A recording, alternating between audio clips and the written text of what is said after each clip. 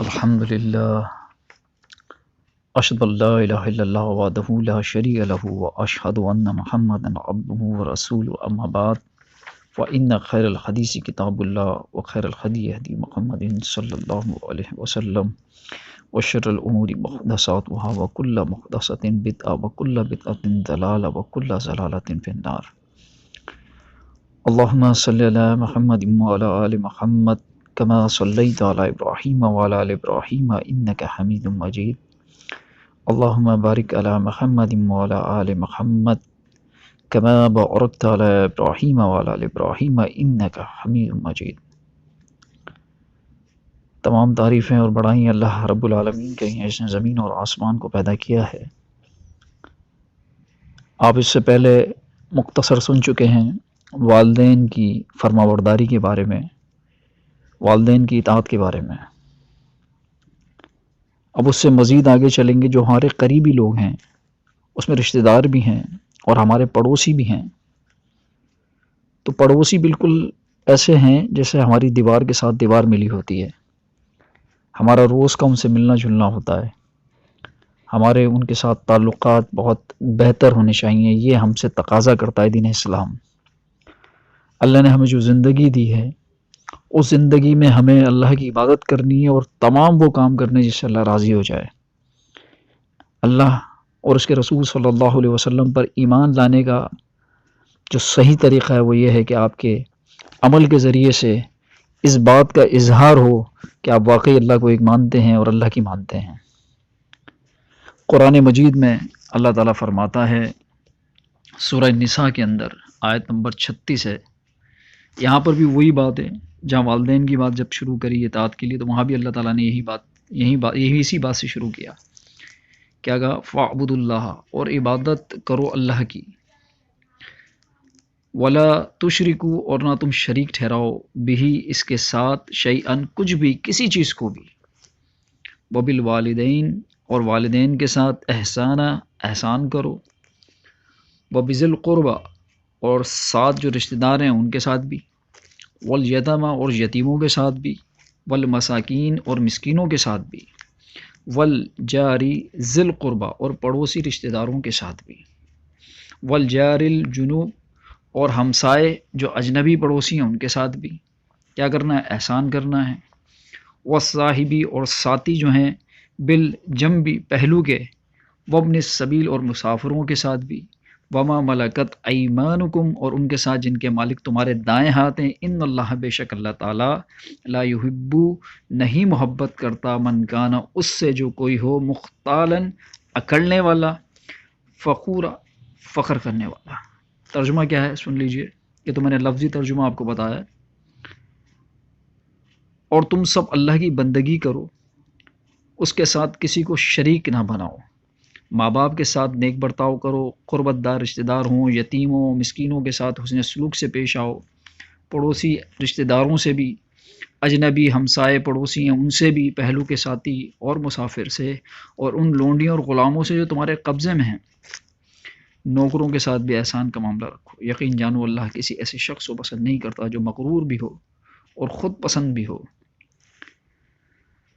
تو آپ نے سنا کتنے سارے چیزوں کو اللہ تعالیٰ نے ایک کر دیا، ایک آیت میں بیان کر دیا۔ اللہ کی عبادت کرنی ہے، اس کے ساتھ شرک نہیں کرنا۔ ماں باپ کے بارے میں آپ سن چکے ہیں، انشاءاللہ تعالیٰ کسی اور درس میں رشتہ داروں کے بارے میں بھی بات ہوگی۔ فی الحال جو بات ہوگی اس وقت وہ ہوگی پڑوسیوں کے بارے میں، یہ بھی بڑا اہم مسئلہ ہے۔ اب آج کل جو ہے وہ ہمارے جہاں ہم رہتے ہیں عمومی طور پر پانی کا مسئلہ ہوتا ہے۔ آپ کے گھر میں اللہ نے اگر پانی دیا ہے، بورنگ کا پانی ہے، اور پڑوس میں نہیں ہے، تو ہم اس کو پانی دینے میں ہچکچاہٹ محسوس کرتے ہیں پڑوسی کو۔ اگر آپ وہ پانی جو زائد آپ کے پاس ہے، جس کے لیے آپ کو اللہ تعالیٰ نے آپ کے لیے جو چیز آپ کے لیے آسان کر دیا ہے کہ آپ کے گھر میں اس نعمت کو دیا ہے، اور اگر ہمارے پڑوس میں برابر میں اگر پڑوسی کے پاس وہ سہولت نہیں ہے، اس کے حالات ایسے نہیں ہیں، تو ہمیں وہ پانی دے دینا چاہیے، اور اللہ سے امید رکھنی چاہیے کہ اس کے بدلے میں اللہ تعالیٰ ہمیں جو ہے وہ ہماری نیکیوں میں اضافہ کرے گا، اللہ ہم سے اس سے راضی ہو جائے گا، اور جو بھی ہمارا اس کے اندر خرچ ہو رہا ہے اس کو اللہ تعالیٰ بڑھا چڑھا کر ہمیں واپس کر دے گا۔ لائٹ کا مسئلہ ہے، جنریٹر لگے ہوئے ہیں برابر میں ہمارے گھروں میں، تو ایک تار اگر ہم ان کے بھی کسی ایک کمرے میں ایک پنکھے کی لائٹ، ایک چھت کا پنکھا گرمیوں میں ان کو اگر ہم وہ سہولت ان کو بھی دے دیں تو یہ بھی ہمارے لیے صدقہ ہوگا، اور اس سے اللہ تعالیٰ یقیناً ہم سے خوش ہوگا۔ تو پڑوسیوں کا بڑا خیال رکھنا ہے اور پڑوسیوں کے ساتھ بڑے اچھے انداز میں رہنا ہے۔ اچھا، اب آپ حدیثیں سنیے جو اللہ کے رسول صلی اللہ علیہ وسلم پڑوسیوں کے بارے میں ہمیں بتا رہے ہیں۔ ان میں سب سے پہلے حدیث کیا ہے؟ اللہ کے رسول صلی اللہ علیہ وسلم فرماتے ہیں، صحیح بخاری اور صحیح مسلم دونوں میں ہے یہ حدیث، جو شخص اللہ اور روز قیامت پر ایمان رکھتا ہو اسے چاہیے کہ اپنے پڑوسی کو تکلیف نہ پہنچائے۔ اگر آپ کا پڑوسی آپ کی وجہ سے تکلیف میں مبتلا ہے تو پھر اس کا مطلب ہے کہ آپ اللہ اور روز قیامت پر ایمان نہیں رکھتے۔ اگر آپ کا ایمان ہے اللہ پر اور روز قیامت پر تو آپ کو اپنے پڑوسی کو تکلیف نہیں پہنچانی۔ اگر ہم یہ سوچتے رہیں یار یہ بہتر ہو جائے ہم بعد میں بہتر ہوں گے، یہ صحیح ہو جائے ہم بعد میں صحیح ہوں گے، تو پھر کوئی بھی صحیح نہیں ہوگا۔ ہمیں اپنی ذات سے شروع کرنا پڑے گا، اپنے آپ کو بہتر کرنا پڑے گا۔ اگر ہمارے اندر کوئی خرابی ہے تو اس خرابی کو صحیح کرنا پڑے گا، تب جا کے اللہ ہم سے راضی ہوگا۔ اللہ کے رسول صلی اللہ علیہ وسلم فرماتے ہیں، اللہ کی قسم وہ مومن نہیں ہو سکتا، اللہ کی قسم وہ مومن نہیں ہو سکتا، اللہ کی قسم وہ مومن نہیں ہو سکتا۔ صحابہ کرام نے پوچھا، ومن یا رسول اللہ، اللہ کے رسول صلی اللہ علیہ وسلم کون شخص، کس کے بارے میں آپ فرما رہے ہیں جو مومن نہیں ہو سکتا؟ اللہ کے رسول صلی اللہ علیہ وسلم نے فرمایا، وہ شخص جس کی تکلیفوں کی وجہ سے اس کا پڑوسی محفوظ نہ ہو، یعنی وہ تکلیفیں پہنچاتا ہے، اسے اذیت پہنچاتا ہے اور اس کا پڑوسی اس سے محفوظ نہیں ہے۔ صحیح بخاری کی حدیث ہے۔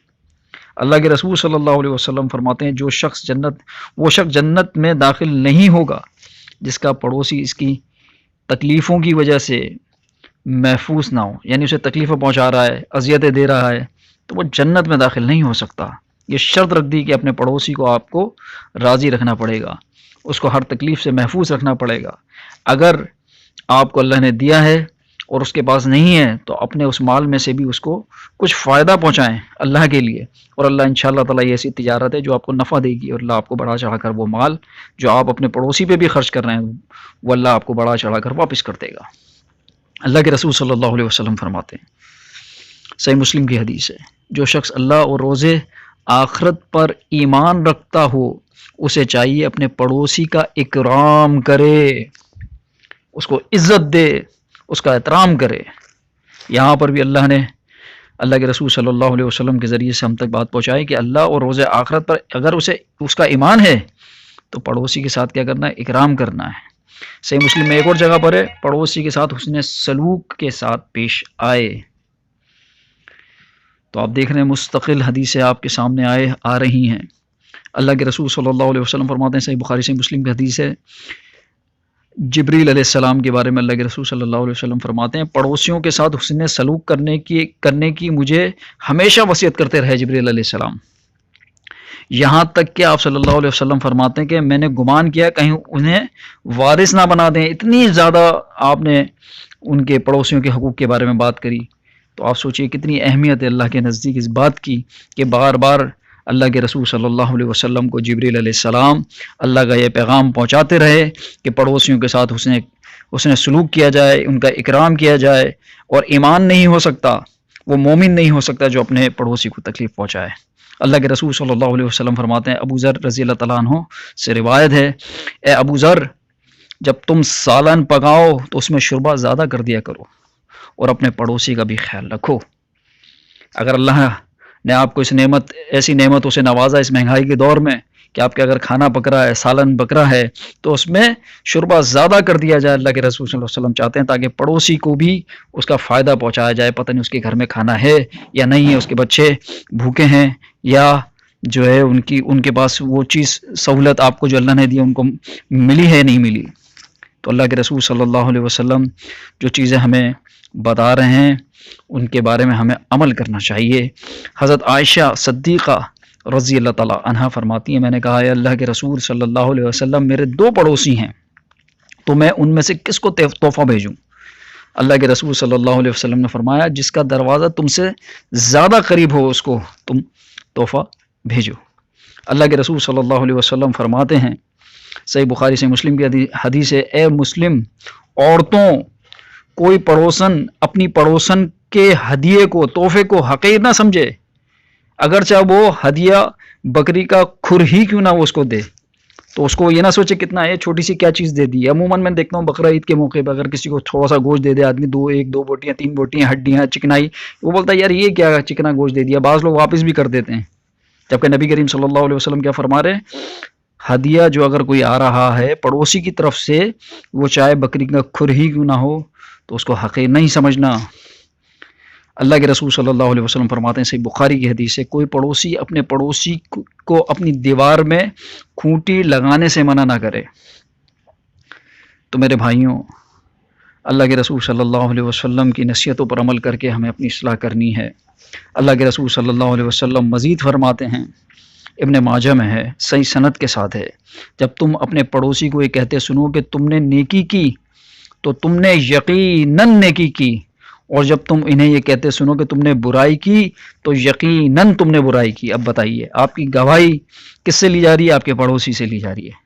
تو آپ کا حسن سلوک، آپ کا اچھا اخلاق، آپ کا کردار اس کے ساتھ بہتر ہوگا تو انشاءاللہ تعالیٰ آپ ایمان والے ہوں گے، اپنے ایمان کے دعوے میں سچے ہوں گے، اور اللہ آپ سے راضی ہو جائے گا اور جنت میں آپ کو داخل کرے گا، کیونکہ جنت میں بھی اگر پڑوسی کو تکلیف دی جائے اور تو جنت میں بھی وہ شخص داخل نہیں ہو سکتا۔ اللہ کے رسول صلی اللہ علیہ وسلم کی واضح حدیث ہے، اس پہ عمل کیجئے۔ اللہ تعالیٰ ہم سب کی اصلاح فرمایا۔ قولوا قولی ھذا لی ولکم، استغفر اللہ استغفر اللہ استغفر اللہ۔